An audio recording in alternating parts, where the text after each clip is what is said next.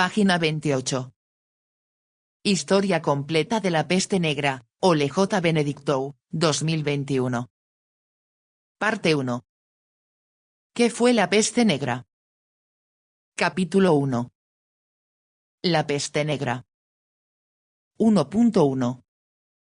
El nombre de la peste negra. En los años 1346-1353, una terrible enfermedad azotó Asia Occidental, Oriente Medio, el norte de África y Europa, causando pérdidas catastróficas de población en todas partes, tanto en zonas rurales como en pueblos y ciudades. No hay evidencia de una mayor propagación, por ejemplo, a India, China o África subsahariana, solo algunas especulaciones.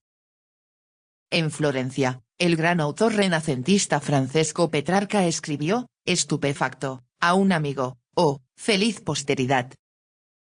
¿Quién no experimentará una desgracia tan abismal y considerará nuestro testimonio como una fábula? La peste causó tal estrago entre las poblaciones que, al parecer, se ganó la fama eterna de ser el mayor desastre demográfico de la historia. Debido a que fue mucho más mortal y terrible que cualquier cosa que la gente hubiera oído o leído, el recuerdo del desastre se incorporó tanto al folclore como a los escritos de los eruditos. Así, Petrarca se equivocó al creer que la posteridad restaría importancia a los relatos de los estragos que causó, considerando los cuentos chinos. Muchos siglos después, los europeos comenzaron a llamarla la peste negra, un nombre que desde entonces se ha convertido en el nombre aterrador habitual de esta epidemia épica. La razón de esto probablemente sea un malentendido, una traducción errónea de la expresión latina atra mors, donde atra puede significar tanto terrible como negro. No tiene nada que ver con síntomas o características clínicas, como suelen creer quienes buscan una explicación racional para este término gráfico. Sin embargo, Simon de Corbino, un médico y astrólogo contemporáneo formado en Montpellier y que trabajaba en París, escribió un relato en verso clásico latino de esta desastrosa epidemia, donde la llamamos nigra, literalmente, la peste negra. No sugiere que el enfermo desarrollara una coloración negra en ninguna parte del cuerpo, como hematomas o llagas. Caracteriza la enfermedad clínicamente afirmando que el dolor ardiente, de los intestinos, a menudo nace en la ingle, en evidente referencia a la ubicación femoral inguinal habitual de los bubones y a su extremo dolor. Sin embargo, ningún contemporáneo ideó un nombre gráfico similar ni se inspiró en el uso de Simón de Corbin, y permaneció como un caso aislado a finales de la Edad Media y mucho después. Debe verse como una inspiración poética individual de una metáfora para caracterizar una enfermedad desastrosa y espantosa. El nombre peste negra surgió episódicamente en el siglo XVII, casi 300 años después, y poco a poco fue ganando uso frecuente. En la historiografía inglesa se utilizó por primera vez en 1823, y en la historiografía española en 1833. Si bien es un término académico funcional, la peste negra debería utilizarse como nombre específico del gigantesco brote y propagación de la peste bubónica en Europa, Asia Menor, Oriente Medio y el norte de África entre 1346 y 1353. Fue la epidemia más desastrosa en la historia de la humanidad, con enormes repercusiones históricas y numerosas ramificaciones, que afectó al desarrollo de la sociedad occidental. No existen evidencias históricas de que se propagara desde China o la India, pero nuevos hallazgos genéticos, paleobiológicos, respaldan la evidencia histórica de su origen en la zona baja del Volga. La peste negra es el tema de este libro. 1.2. La peste negra, 1346-1353, y la segunda pandemia de peste, 1346 circa 1690. El uso del término pandemia en la investigación histórica sobre la peste no está exento de problemas, aunque se da por sentado y nunca se señala ni se comenta el problema inherente. El significado epidemiológico convencional de pandemia es una enfermedad epidémica que se extiende por una zona muy extensa o una epidemia de enfermedad infecciosa que se propaga entre poblaciones humanas en una gran región, por ejemplo, un continente, o incluso en todo el mundo. El uso epidemiológico estándar del concepto implica no solo una gran escala territorial, sino también continuidad en el tiempo y la noción de una única gran epidemia.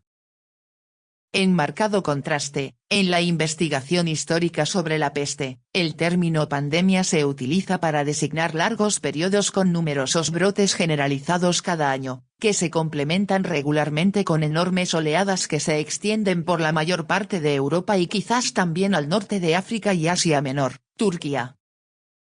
Se han identificado 3 pandemias históricas de peste con esta organización cronológica vertical y este ritmo epidémico. La primera pandemia de peste, 541-767 d.C. La segunda pandemia de peste, 1346 circa 1690, y la tercera pandemia de peste de 1894 circa 1940. Claramente, este uso histórico del término pandemia difiere marcadamente del uso epidemiológico general. Estas 3 pandemias comenzaron con enormes brotes que justifican el uso del término epidemiológico convencional pandemia. Esto significa que resulta útil distinguir estas pandemias convencionales, con una estructura cronológica lateral, de las pandemias de peste, con una estructura cronológica vertical, y designarlas con un nombre específico fácilmente reconocible, como la pandemia de Justiniano en el caso de la primera pandemia de peste. Este término se refiere al emperador bizantino de aquel entonces, 541-544. Justiniano I, 527-565 d.C. También deja claro que es inapropiado llamar a la primera pandemia de peste pandemia de Justiniano, como suele ocurrir, cuando evidentemente no puede tener ninguna relación personal, ni siquiera cronológica, con las epidemias de peste del periodo 565-767. El tema de este libro es la peste negra, la pandemia inicial de la segunda pandemia de peste, 1346-1353, un nombre adecuadamente gráfico que proporciona una referencia verbal breve y práctica. No tiene sentido llamar a la segunda peste pandémica la peste negra, y además es lamentable porque priva a la pandemia inicial de un nombre específico fácilmente reconocible.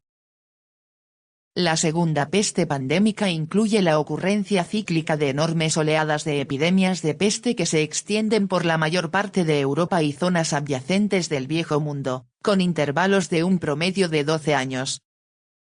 Tendencialmente, son pandemias en sí mismas, lo que enfatiza el carácter pandémico complejo de la segunda peste pandémica. 1.3. Nociones contemporáneas de contagio y causalidad epidémica. En la Edad Media, la gente desconocía por completo las bacterias, los virus y otros agentes microbiológicos causantes de enfermedades. La gran mayoría creía que la enfermedad era el castigo de Dios por sus pecados. Los pocos médicos y otros eruditos que conocían la medicina griega clásica atribuían las enfermedades epidémicas a los miasmas, pero de forma bastante general en un sentido técnico, sin dudar de que fueron desatadas por el Señor para cumplir su voluntad y causadas por su ira. El miasma era la corrupción o contaminación del aire por vapores nocivos que contenían elementos venenosos, causados por materia putrefacta y pútrida, y que se propagaban por el viento. El miasma podía penetrar en las personas por inhalación o a través de los poros de la piel, que revelaban su presencia como salidas de sudor. Esta teoría miasmática de las enfermedades infecciosas se puede ilustrar con los escritos del rey de Inglaterra, quien estaba profundamente preocupado por los peligros inherentes a las insalubres condiciones de Londres. En 1349, Eduardo III escribió al alcalde de Londres quejándose de toda la suciedad que salía de las casas, de modo que las calles y callejones por los que transitaba la gente estaban contaminados con heces humanas y el aire de la ciudad estaba pestilente y contaminado, lo que suponía un gran peligro para las personas que transitaban, especialmente en aquella época de enfermedades infecciosas. Eduardo también envió un escrito sobre el mismo asunto al alcalde y a los alguaciles de Londres en 1361. Esto ocurrió ante la segunda ola de peste, y el escrito contenía, por lo tanto, un análisis de la causa de la peste y mandatos reales sobre las medidas que debían adoptarse. Debido a que la matanza de grandes animales, de cuya sangre pútrida corre por las calles y cuyas entrañas se vierten en el Támesis, el aire de la ciudad está muy corrompido e infectado, de donde procede un hedor abominable y repugnante. Enfermedades y muchos otros males han afectado a quienes han residido en dicha ciudad o han recurrido a ella y se teme que se avecinan grandes peligros en el futuro, a menos que se ponga remedio de inmediato. Nosotros, deseosos de prevenir tales peligros, ordenamos, con el consentimiento del Parlamento actual, que todos los toros, bueyes, cerdos y otros animales descomunales sean sacrificados en Stratford-on-Knightsbridge. En la Edad Media, esta teoría miasmática de las enfermedades epidémicas se complementó con una dimensión astrológica.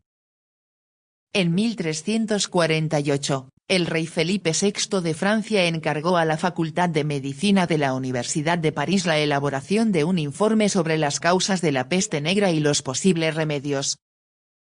La facultad informó que a la 1 de la tarde del 20 de marzo de 1345 se produjo una conjunción de Saturno, Júpiter y Marte en la casa de Acuario. Esto fue extremadamente potente en cuanto al surgimiento de enfermedades epidémicas, ya que la conjunción de Saturno y Júpiter dio origen a la muerte y el desastre, mientras que la conjunción de Júpiter y Marte diseminó la peste en el aire. En esta teoría astrológica de la epidemiología, se suponía que Júpiter era cálido y húmedo y que extraía vapores malignos tanto del suelo como del agua, mientras que Marte se suponía cálido y seco y, por lo tanto, tenía la capacidad de convertir dichos vapores malignos en fuego infeccioso. En consecuencia, la inusual conjunción de Júpiter, Saturno y Marte presagiaba el desastre epidémico más terrible. En palabras de Shakespeare, una plaga planetaria, cuando Júpiter, sobre alguna ciudad endemoniada, derrama su veneno en el aire enfermo. Cuando los planetas, en malvada mezcla, vagan desordenados, qué plagas, qué presagios, qué motín. Además, la teoría miasmática medieval también suponía que las erupciones volcánicas y los terremotos liberaban vapores nocivos del suelo. Según esta teoría, el hombre tampoco podía hacer mucho para prevenir o curar las epidemias, aunque instaba a mejorar las condiciones higiénicas y a eliminar la suciedad del entorno para evitar que la materia se pudriera y produjera vapores miasmáticos en las proximidades de los asentamientos humanos. Página 39.